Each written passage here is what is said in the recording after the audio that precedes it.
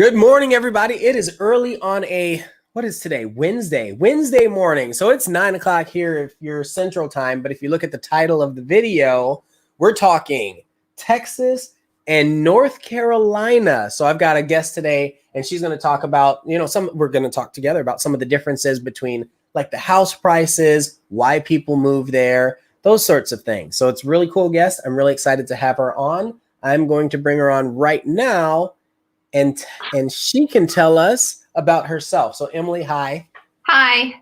Can you do me a favor and just kind of introduce yourself to the people that are watching? Yeah. So my name's obviously Emily. I am a real estate agent in Pitt County in North Carolina. We're in the eastern part of the state. I know sometimes anything outside of Charlotte and Raleigh gets drowned out. But I'm in the eastern part of the state, and I've been an agent for going on into my 5th year. Oh, I love it. Okay. All right. So how'd you end up in North Carolina? Well, I'm from here. All of my family is from here and has been here for many, many years. I've never really been into the ancestry thing, but the one time that I did look into it, my maternal grandfather's family has been here since like Europe, like since everybody came over to colonize off, like that's how long that they've been here. So a very, very long time. Okay. All right. So I'm going to pull this map up because I just want to show people where you're talking about. So I'm adding it. I'm over where I was at. Okay. So we're in North Carolina. You said Pitt County. Yep. Greenville is the county seat. Okay. So we go in. Most people, like you said, they see Raleigh. Yep. And Charlotte. Yep. And you're even further over to the east here. Yep. Okay. So this is the area that you normally work, right? Yep. All right. Okay, cool. How long you been in real estate? I'm going into my 5th year. You like it? Yeah, I do. No, you would say that if you could do anything else, what would you do if it wasn't real estate? Oh my God. I know. Honestly, I've thought about this because I've thought about if I ever don't want to do this anymore, what would I do? And I come up empty every time. Honestly, probably my best answer, and probably something I would like to do even continuing in real estate is open a wedding venue. I just think that would be so cool. I have a decent amount of restaurant experience, and that's kind of some of my other family members. That's the industry in which they work. And so that like event planning would be the only other thing that I really have any real connection with. I think that works well with real estate because I'll say both worlds are a little chaotic. Yes. Just a little chaotic, and you have to be able to adapt and change with the environment. So that brings me to the next question. This is a real estate channel, so people want to know what's going on in real estate. So can you describe your market today? My market is brutal. That is probably the best word that I can use to describe it as far as how competitive it is. We are a county of about 200,000 people. And for the entire county, single family, mobile homes, condos, townhouses, everything that's available, we're keeping anywhere between 125 and 135 listings at any given point. And just as a frame of reference, when I got in the business in 2017, we were holding anywhere between 380 and 400. Oh gosh. So you're at what, a third of the amount of listings? Yeah. Okay. And how long do they sit on the market? No, a couple hours. Typically what happens is people put things in the MLS. Everybody waits till Friday to put their listings live. I joke about it all the time because nothing happens all week long. And then Friday happens and everybody's running around trying to get into listings for the weekend because they'll put them active Friday morning and say, all right, we're not going to review offers until Sunday at 5 or Monday at 10 a.m. or whatever. And they just collect offers as the weekend goes and make a decision. Yeah. And we have that same type of thing here where people wait until Thursday or Friday. Shoot, I've seen people do it on Wednesday. They'll put it on Wednesday. They'll say no showings. Yeah. And then you can go on Saturday. Yeah. Submit offers. We'll review everything. Yeah. Just Sunday night or Monday morning. And it's like, that's the whole 5-6 days. Yeah. But it's a solid strategy. I mean, I've used it. It works. It works. Okay. So what kind of people are, well, first, where are people coming from when they're moving to North Carolina or your area specifically? So we have a lot of people that come out of the Northeast now. So we're obviously on the East Coast, so it's real easy for people to migrate just south. And if they don't want to like go Virginia. Yeah, like DC, Maryland, Pennsylvania, New Jersey. Not a whole lot of like New York or like Manhattan area, but those places. And then we also get people kind of migrating here from other parts of the state that are a little bit more populated, like Charlotte area or outside of Raleigh, the Triangle. So we're only about 70 miles east of Raleigh, and for us, it's a really long commute, but I guess for some other people that maybe live in larger, like suburban type areas, an hour to an hour and 15-minute commute is really not that bad. And so some people that want more house, because it's significantly less expensive to be here than it is to be in Raleigh, will kind of migrate this direction, especially on the western side of the county and maybe a touch outside of the county line. Now you're really only talking about 50 minutes to an hour to come back and forth to Raleigh. Oh, that's not so bad. Mm-hmm. Yeah. So I'm originally from Chicago, and an hour was about right when you would travel. And then I have people, so obviously I'm in Austin for people that don't know, right? Or for you. But when people that come from California specifically, the traffic there, I mean, they're driving 2.5 hours to get to and from. And I'm thinking that's a lot. Yeah. So less than an hour. That's great. And when they come to Austin, 30 minutes in a lot of cases, 30 to 40 minutes, you can get all across the city as long as the traffic isn't dumb. Yeah. So, okay. So you say most people move, like if they're coming from Raleigh, for example, it's because of the price point. Yes.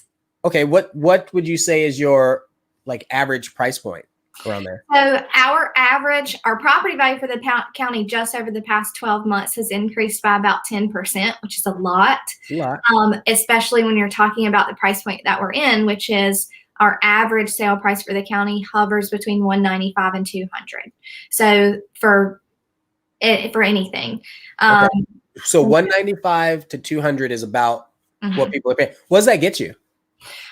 So 200, you're looking at 3-bedroom, 2-bath with a garage, about 1,500 square feet. Okay. That would be, do what? Do you have basements? No, we do not have basements. Oh, okay. We don't have basements either. And people hear that and you're like, yeah. Yeah. People, believe it or not, argue with me on TikTok about the fact that we don't have basements. And it's insanity. Like, why do we not have basements? Well, one, we don't need them. And two, we can't build them because we're so close to the coast that the water table is too high. And so if you start to dig, the basement fills with water. I mean, it's not like you never see them every now and again. Like there are certain subdivisions that have a little bit of grade to them, that something is up on a hill, but typically it's more of like a walkout. It's not a true basement. You know, you said a couple things there. First off, you started talking about grading, and I just wanted to comment. I think you said you've been in the business more than 5 years, right? Like that's pretty impressive. We know our turnover rate is like really high in this industry. You have people jumping in thinking it's easy. So that brings me to our conversation before, and you said your family was like in construction and everything. Yeah, so you actually know what you're talking about. I love that. Yes, I know more than I would know if I hadn't been exposed to that as a kid and just in household conversation. Yeah, and there are a lot of agents that get in the business and they're like, oh yeah, I know what I'm doing, and it's like, okay. So the other thing that you said was you don't need basements. What does that mean? Well, like we don't need them for the storage, like and so. Correct me if I'm wrong, but from my understanding, like a lot of the places that have basements are like out in the Midwest where you have a lot of like tornadoes. We don't, again, not that tornadoes don't happen, but we don't see that a whole lot. Typically, like bad weather in general, because we're so close to the coast, by the time it gets to us, we don't get anything. Our biggest threat is hurricanes coming inland from the water, because we're close enough to be able to feel the effects of that. Does that mean your insurance is really high? No, we're not. We're close enough to be able to feel the effects, but not close enough to have like state mandated insurance and things like that. Now, my mom lives in Emerald Isle on the island. And so she does, like, obviously works a little bit differently. Okay. So you said something. Now I got to pull it up. Emerald Isle. Where is that along here? So if you see, like where it says Moorhead City, Emerald Isle. Yep. Near a national forest, Croatian national forest. Is that any indication, or is that indicative of the type of people that are there? Is there like a large population of people that are Croatian there? No. No. Not that I'm aware of. You know, it's so interesting. I have not spent a lot of time looking at this area. I'm actually I was born in Virginia Beach. Okay. My father was Navy, and then, you know, we left when I was 2 or something. So but I just had, and I've been there a few times, but I hear it's real pretty. Is it pretty there? Oh, yeah, it's beautiful. Is it? When I did the thumbnail, I was looking up pictures and I was like, man, that looks kind of nice. Yeah. It's very, especially the closer you get to the coast. Now they're like, Emerald Isle is much more expensive than obviously where I am in Greenville, because you're on the water. But there are other areas like kind of in those inlets, like Pamlico River. I don't know if you see where it says Oriental. There you can get waterfront property there for very, very inexpensive. Now it's very what is inexpensive? Because that's relative, especially with the prices increasing like they are right now. So I would say like you could get in like Bath, Bellhaven area, which is like north of that Pamlico River, and then down by like Hoboken and Oriental. You're talking about waterfront property in the price range of anywhere between $350,000 and $500,000. That's incredible. Mm-hmm. You're talking like ocean or close to like maybe like an inlet. Yeah, it's not oceanfront. It would be like the intercoastal type or riverfront is what we would refer to it as. Okay. Well, that's neat. That's not bad at all. Shoot, here, that's our medium price point. Yeah. So you can either move to Austin and get a 3-bedroom, 2-bath house, 40 minutes from the city. Yep. 1,600 square foot, or you can live on the ocean in North Carolina, and you have mountains and stuff too, right? Yes, and farther west. So how far would you say it is to drive for you to get to see some mountains? So Charlotte, like if you get to the west side of Charlotte, so for me to drive from Greenville to Charlotte is about 4 hours. Oh gosh. One semester at the University of North Carolina at Charlotte. Okay. That would be like the second area that I'm familiar with outside of Greenville and Raleigh. But if you go a little bit farther west, like towards Asheville, Banner Elk, like Boone area, that would be what I would classify as the mountains. And that's like a 6.5 hour drive. Yeah, it's a little bit of a it's a hike. That's not something that you would do like for a day. Like Raleigh, we could go for the day. Charlotte, we could go for the weekend and spend one night. If you're going to the mountains, you need to spend like 3 or 4 nights. You know, Asheville is one of those places where I've had people that are like, you know, I'm going to leave Austin and go to Asheville. And I'm like, what's there? I don't know. I haven't spent time there. Do you have people that come from Austin or this type of area that are moving to where you are, Greenville? Like from Asheville area that come to Greenville? No, from Austin, from Texas. No. So the only client that I have talked to that was from Texas area that was coming here was they live in New Braunfels. Yeah. And so I actually have a really great working relationship with them. And they actually never did buy a house here, but I still talk to them very regularly. But they were looking to move over here to be closer to family because she has family in DC. We also have several military bases here. What branches? all of them basically. So there's a Marine base in Jacksonville. There is an Air Force base in Goldsboro. So Jacksonville is about an hour and 20 minutes from here. Okay. Goldsboro is about 40 minutes. There's an Air Force base there. And then Havelock, now I'm not going to be able to remember what branch, but they're about an hour. I think it's Navy. I actually have family on my mom's side that lives in Havelock. I've never heard anyone else in the world say yes. Havelock. Yep. That's really funny. Mm-hmm. Oh. Okay. So what would you say is the draw for there? Why do people move to Greenville if they've never been there before? Other than price point. So we said price point is one of them. What are some other reasons why people would move? Let's say somebody's in Florida or somebody's in Canada and they're like, I'm looking to pinpoint a place in the United States. Why would they choose Greenville? We don't typically have just people come in just for no reason other than to be either close to family or job opportunity. So we have a world-class hospital here, and we also are home to East Carolina University. And so those two entities are our two largest employers. And so generally speaking, if people are coming here, that would be why. It's because they've gotten a job offer in one of those two realms. Okay, so the hospital, what does that specialize in? Like, why is that such a big draw? We are like a big cardio hospital.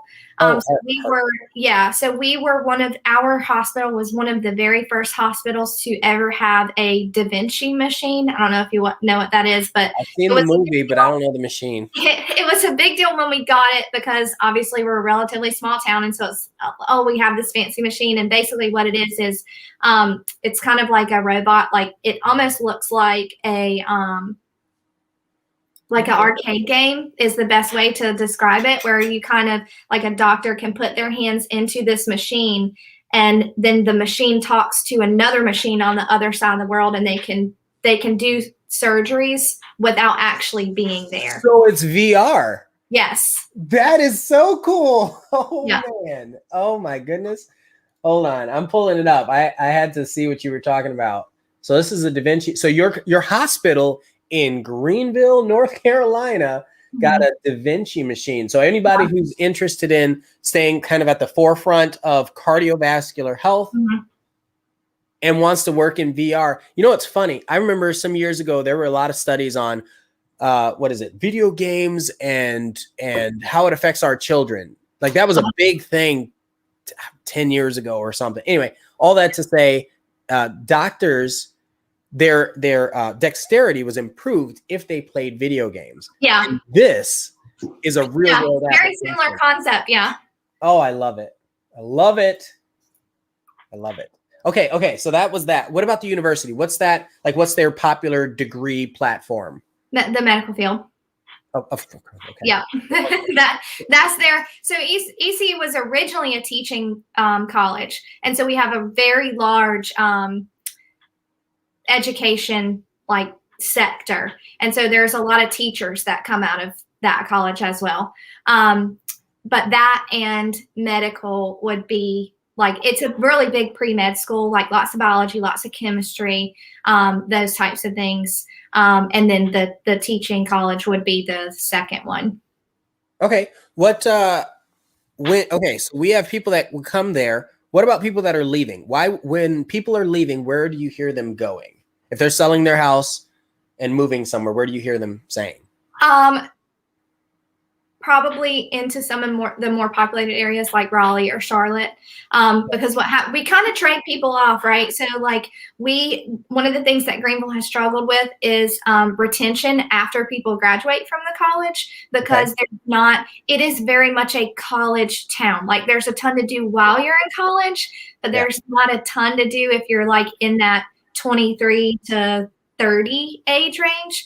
But it's also a really great place to raise a family. And so kind of switch people off with Raleigh and Charlotte, where people come here, they go to school, it's great and wonderful. They get an entry-level job, and then they get larger job offers in Raleigh and Charlotte. They go there, and then as people leave jobs and retire from Raleigh and Charlotte, they come here. Okay, it makes sense. I think it's Austin was kind of similar in that it was a college town. We're kind of in a fortunate spot that we're in between Dallas, Houston, San Antonio. And so, people that are doing the cross traffic thing, they end up stopping in Austin. They're like, oh, this place is pretty cool. Yeah. It's pretty cool. I'm trying to think, do I have anybody coming from North Carolina? I've had a few from New Jersey, Virginia, but I can't think of anybody who's come directly from North Carolina and says, I'm moving to Austin. It's pretty interesting. Yeah. And I'm guessing it's because of the scenery. It's probably a different way of life. Would you say? Yeah. I mean, there's a lot happening inside of one state. So you have beach, which is a very specific lifestyle. And then you have us, which is we're very rural. There's lots of, we have lots of tradesmen here too. So there's lots of factories, and we have like a decent sized industrial park. I don't know if you know what Gander Mountain is, like the outdoor. I know Gander Mountain. So they actually, we had a company that was originally Overton's that was acquired by Gander Mountain. And so there's a Gander Mountain distribution center here. Lots of welders, lots of electricians. I think what else? There's farming, that kind of thing. A lot of people that work with their hands. And then, Raleigh and Charlotte obviously cater to a different lifestyle in and of themselves. So there's pretty much anything you could want, you could figure out how to get inside of the state of North Carolina. That brings me to another question we didn't touch on. So if you're buying a house, you said medium house, let's say it's $200,000. So you can buy a house for $200,000, 1,500 square foot, 3-bedroom, 2-bath. What size land are you getting with that? So that is probably one of the biggest misconceptions that people have about this area, because you're probably thinking, oh, you're probably getting 1.5 acres, 2 acres. Like it's probably a big lot. I don't know what to think. That's what I'm asking you. Yeah. Typically, like our residential lot size is about 1/3 of an acre. And for a residential subdivision development. Now, there are lots that are more of like 1/2 acre, 3/4 of an acre, but you're obviously that's typically a larger house. And so it's going to be more expensive. That would be more along the lines of like $275,000 to $350,000, which for my price point is like high. If somebody comes to me with a pre-approval for $350,000, I'm turning freaking cartwheels inside this office. Seriously? Yes. Oh my gosh. If somebody comes to me with $350,000 pre-approval, I'm like, I don't know what we're gonna do, but we're gonna figure something out. Yeah. It's such a different world. Wow. Okay, so if somebody just wanted to buy land, is that easy to do? Let's say somebody wanted to buy 10 acres there. Just 10 acres raw land. There's just not a lot of availability in that sector. So what we have an issue with in my county in particular is a lot of people that are here that own that land have owned that land for literally like I've talked to people that have papers from like grants from Europe that say, here you go, here's your tract of land. And so they're raised and taught that you don't sell, you don't get rid of things like that. And so we're kind of getting to this point where we're at this precipice of the people that are willing to sell have already sold. And then you have like this other sector of people that are like, nope, this has been here for hundreds and hundreds of years and I'm not giving not a single slice of it away. For it would have to be like life-changing amounts of money for them to be willing to sell. Wow. Okay. All right. So if the paper thing, I'm stuck on that. Like from Europe directly, that's pretty crazy. So if somebody, let's say somebody wanted, 350 excites you, that gets you. I want to hear what happens that'll get you to do backflips. So if somebody wanted to spend, let's say 1.5 million, right? What are they getting and where? And I hate that my screen share wouldn't work, but we only have, my website is www.emilymcallister.com. Oh my God, you're making me type that in, huh? Sorry. Is it 2 C's? MCALL. I can probably only think of maybe like 3 or 4 listings that are above that price point. Okay. In the entire county. In the entire county of, yes. You said like 200,000 people, right? Yeah. We don't, it's strange because, so I'm just going to do something like this.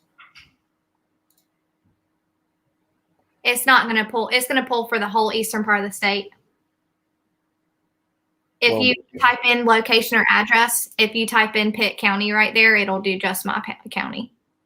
This is crazy. That is a ridiculous house for $2 million. Here, depending on the area, a $2 million house is, 1,500 square feet. And it depends. It completely depends on the area, though, right? Yeah. Like you can go out a little ways out to one of the suburbs and get something gorgeous. It still won't be that size. Yeah. That's a large and I think house. that's the biggest difference between our quote unquote luxury market and some other luxury markets is the things that are priced really expensively like that here. And now that what you're looking at is in Wilmington, which is outside of like my particular territory. But it's not even necessarily one that's near you. Do what? Greenville. This is Greenville. Let's find one that's near you. Give me one that's near you. What do I need? If you type in location or address, if you just type in Pitt County right there, it should just pull up mine. There it is. County Pitt. Yep. Okay. Yep. So that's it for the entire county. Those are the 2 that you get. And now that river. This is 4, but look at this house. Yeah, but it's 15,000 square feet, and that's a lot of what if in our luxury market, it's just houses that are just obnoxiously large. I mean, they're really nice houses. It has a moat. 15,000. Yes. That's this incredible. House was on the market for a really long time, and it probably will be on the market for a really long time. The guy that owned this house, and somebody in my office told me exactly, and now I'm probably not going to repeat it the right way, but he had something to do with like the invention of he was a big time dentist. He invented something that has to do with your teeth, and that's like Invisalign. No, it wasn't Invisalign. This is a very pretty house, and a theater room, of course, all natural wood throughout, a moat. Mm-hmm. That is probably one of the nicest subdivisions. If there is $1 million plus house in our county, it's going to be in that subdivision. Okay. And the name of that subdivision is Blue Banks. It's 9 acres. It has a guest house, a pool. It's definitely. I mean that's solid. 2006. I wouldn't have guessed that. Yeah. So that's another thing is a lot of our quote unquote luxury listings are not. They were built like pre-2008. And if you go back and search like just like 800,000 up, a lot of them that are between 800,000 and I'd say like a million, like 1.1 were built early 2000s. And you can tell that they were built early 2000s. They're just like 6,000 square feet. And so it's hard. Like, and it frustrates me sometimes because I want to do like a luxury house tour for a TikTok, and I don't really have I don't want to do a luxury house tour of a 2006 5,000 square foot house with a bright red kitchen, but that's kind of what it is. I just want to take a moment to say for everybody that's watching or will watch this, the way I met Emily is because I saw her on TikTok and I was like, this girl's funny. It's funny. And so I wanted to have her on the channel, and obviously you knew what you were talking about. And I said, okay, let's do this. So that's really nice. Okay. So let's go back and look at a regular house like we were talking about. Cause I want to see what you're going to get your 1,500 square foot house for $200,000. I think that's important. I'm assuming your website. Do you have a listing in mind, or should I just search? I'm just gonna search. I would probably just search it. Okay. From like 185 to 225. Oh my gosh. If you click the logo, it'll take you back to that. I actually saw some right there. All right. Okay. So pull it up. I'll stay with Pitt. Yeah. Brad Pitt County. Let's see. Minimum price. So I'm just going to do max price. and we're gonna do regular. I'm gonna stick with less than 300.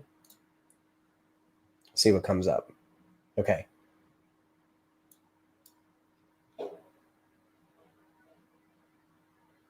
Okay. 3-bed, 2-bath, 2,100 square feet. Here's another one. So I'm going to like that one on 1942 Pollard Road. Well, this is new construction, and this is a little bit more expensive price per square foot than what we would typically see because it's brand new. Mm-hmm. But these are really good size lots. Like I think this one is on 0.7 acres. Okay. And this, I mean, this is a nice house, good size. Looks like you're near some water. No, it's not. That's probably just a ditch. You're not. Oh. It's not really near water. It may be like a small pond or something, but it's not anything. You know, I have to ask, how are schools there? I mean, you have a lot of teachers. You have a prestigious university or a well-known university. How are the schools there? Without, I know you can't say everything, but. This is a really hard question. I know. I don't really hear a whole lot of complaints about the school system. There obviously are certain districts that are preferred more than others.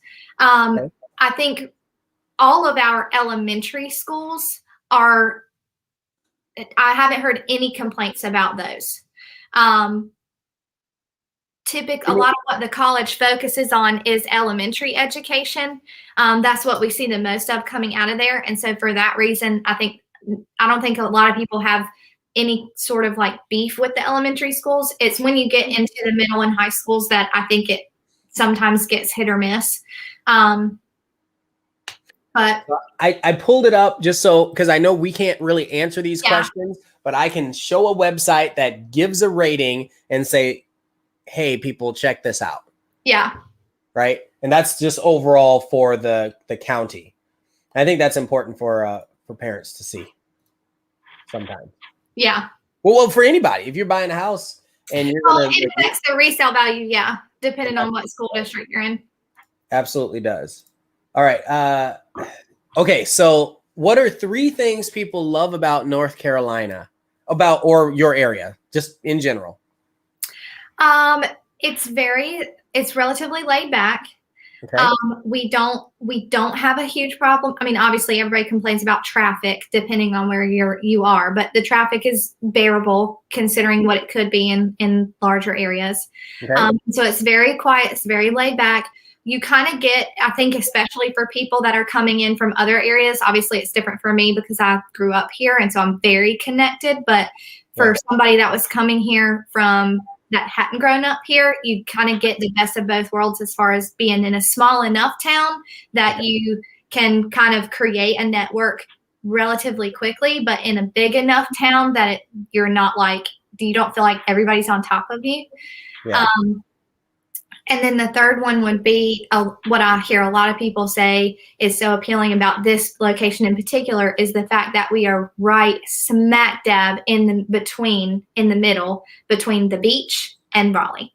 And so you can go in either direction and be there. I can be sitting on a beach in 1 hour and 25 minutes, or I can be on an airplane in a large airport in 1 hour and 25 minutes. What's one of your prettiest places there? Because I want to pull it up on Google. I want to see. Oh my gosh.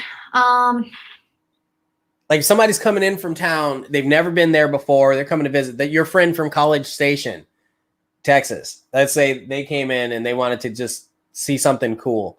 Because it's pretty here. We've got hill country here, right? It's nice to look at. Where would you have them go? I don't know if there's like a specific spot, like a park or anything like that. It just kind of would be like just the scenery in outside of town. Like when you get I don't know. It's hard to describe. There's not like any one place in particular that I would be like, hey, the scenery right here in this particular location, like type in this address is just phenomenal. Okay. It's just a lot of farmland outside of town. I had to pull it up just to see if there was anything that's like, well, other than that house, that's funny. That house came up. Are your sunsets nice? It looked like your Yes. sunsets were pretty. Yes, the sunsets are very pretty. Yeah, that looks nice. I go hang out there. Was that I like a don't have river any walk? idea where that is. I think that's I think that may have gotten mixed up with Greenville, South Carolina. Oh, that's really no. It says North Carolina. It does say stock photos. Okay, all right. Okay, so how about the food? People like that. What's going on with food? It's an ongoing joke that in this town runs solely off of restaurants, mattress stores, and gas stations because we have a plethora of all three of those. Okay. And so there are a ton of restaurants here. We actually, if you follow, I don't know if you follow Barstool Sports at all, but Sup Dogs Bar, Barstool's best bar 2 years running, that's here in Greenville. And so that's like a big thing. People coming out of town, especially from other colleges, to go and like go eat at Sup Dogs and take a picture there and what have you. And so that is here. We've got some other really great like farm to table style restaurants that are here that are local, that people really enjoy.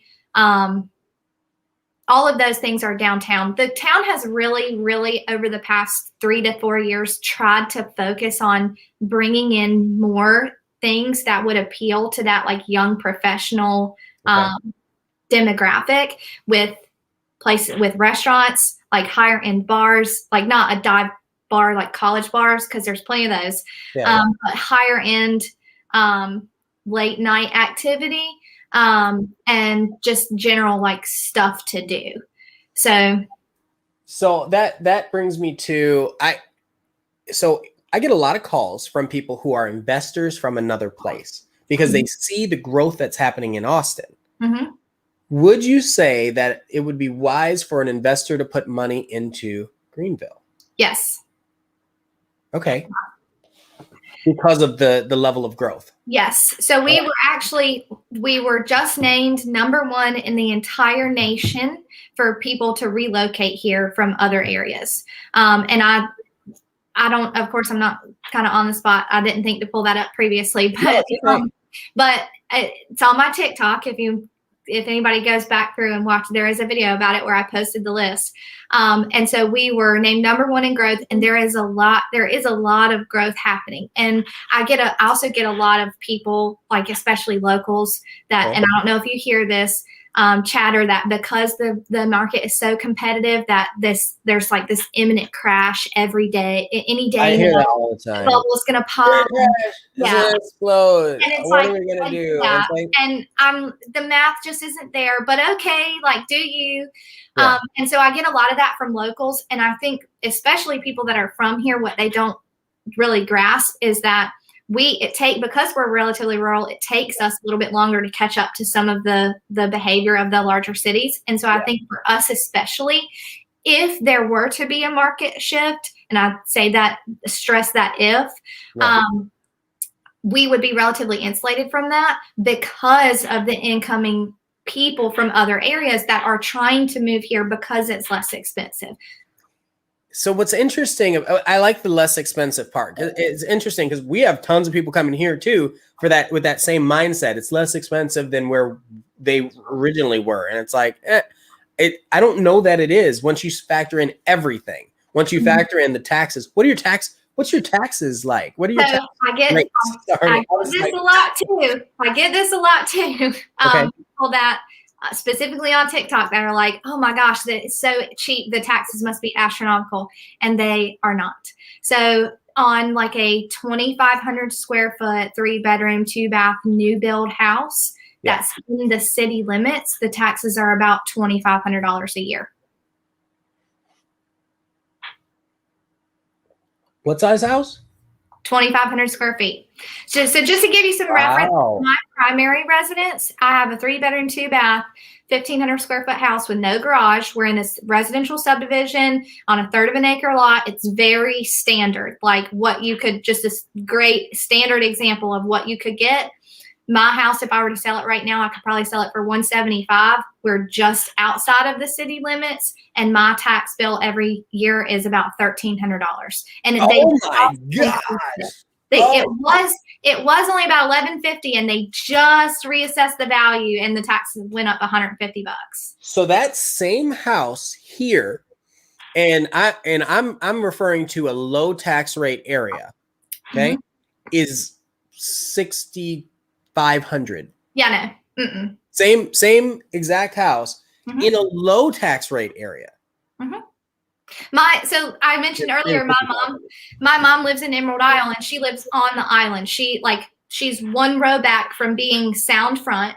She has an 1,800 square foot house. Now, obviously, very different price point. Her house is probably worth like $560,000, $580,000 in that range. Her tax bill is about $3,000 every year. Go, Mom! That's awesome.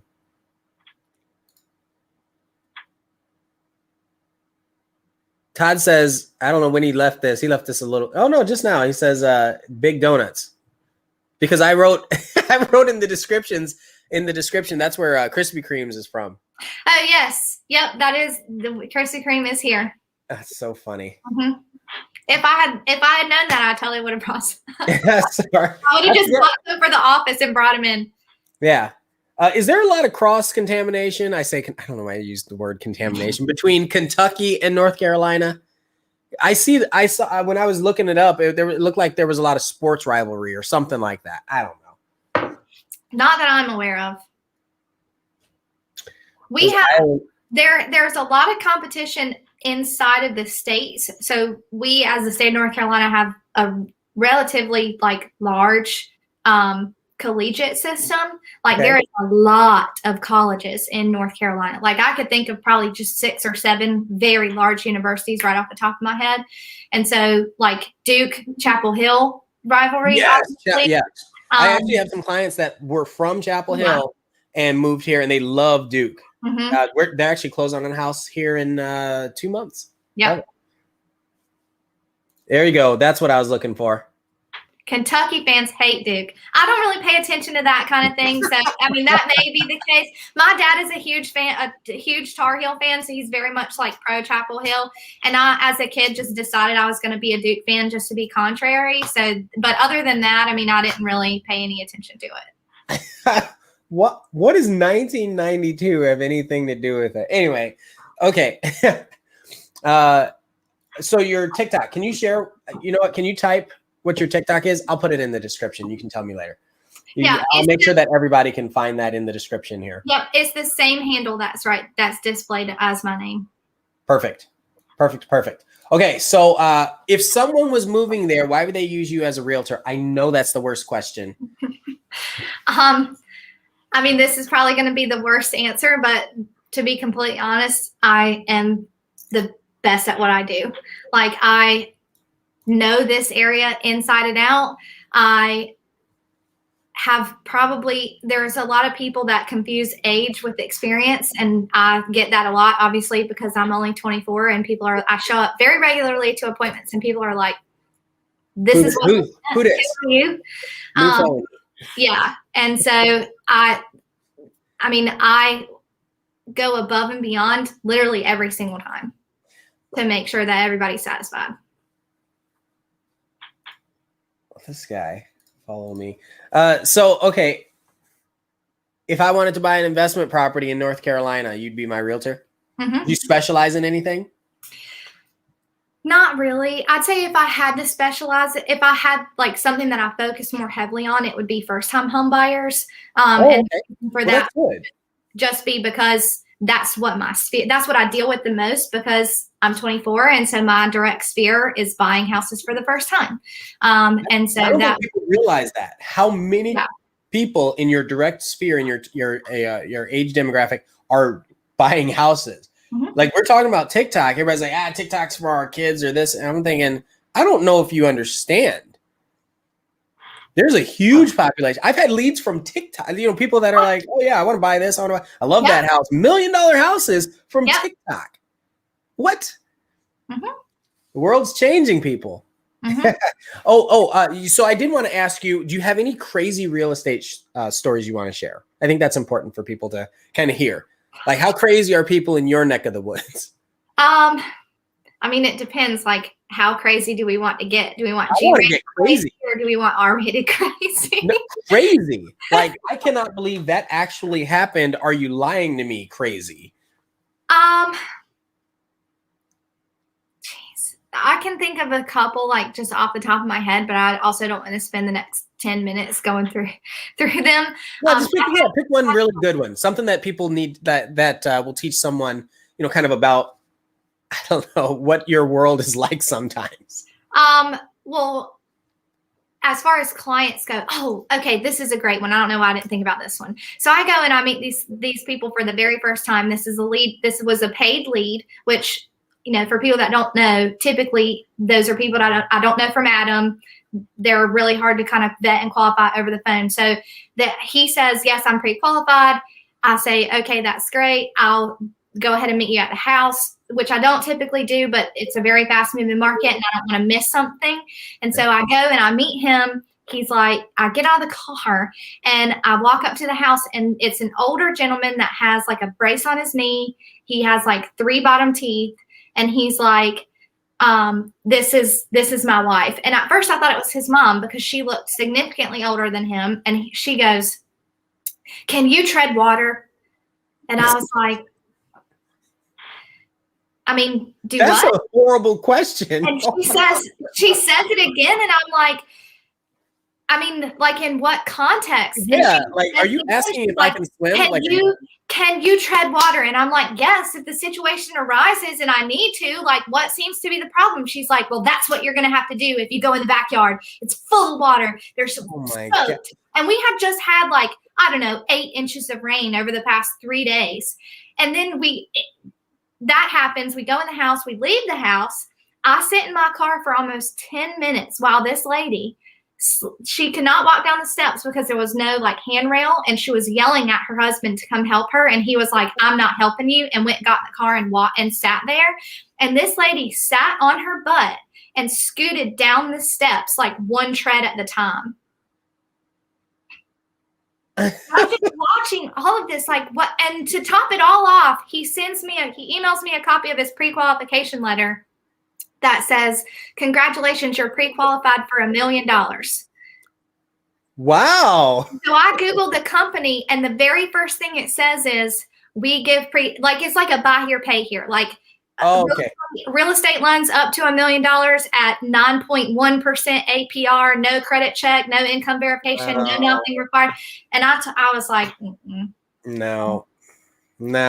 So when you said that, I was like, okay, the only reason someone will want to know if you can tread water is if they're getting ready to throw you in the river. Like, that's where I was like, why would they ask that question? Holy goodness, that's scary. Just some of the interactions and that's just like the tip of the iceberg. That's probably the best one that I can think of that like encompasses all of the other nonsense that comes along with me. I mean, you're going out meeting random people, going into random people's houses. I mean, some of the stuff that you see, yeah, you didn't sign up to see. Yeah. Oh, I've seen some things. I've seen like Barbie heads on sticks before. I shared that in a different. I know when I walked into a house, I've seen houses with no walls. Like you walk inside, you look over, and there just isn't a wall over here. I was like, that's cool. Every morning we check the MLS and sift through the pictures looking for, because some of the pictures just on the MLS is like, yeah, that should be your next TikTok. Throw some yeah, that is a good one. House pictures up there, or bad house pictures. It doesn't mean the house is ugly. Okay, so impart some wisdom on some people before we take off today. What would you want to tell anybody who's watching this right now? Last words of wisdom. Like in regards to, I don't know, real estate, North Carolina. Say they're looking to move there. Let's say they're looking to move there, because a lot of people that are watching, they're transitioning to and from. They're looking to move there. What would you tell them?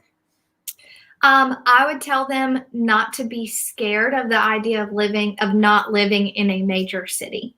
I think a lot of people like have this like in their brain, Austin, Portland, Bay Area, Seattle, all of the New York City, Philadelphia, and they're just so drawn to these places and don't even consider some of the smaller towns. I mean, even Raleigh, like I wouldn't consider Raleigh like a big town, but it's still a lot more affordable. There's still job opportunity. I think a lot of people associate, oh, if it's rural, it must be terrible and there must be nothing to do and no job opportunity. And that's just not the case.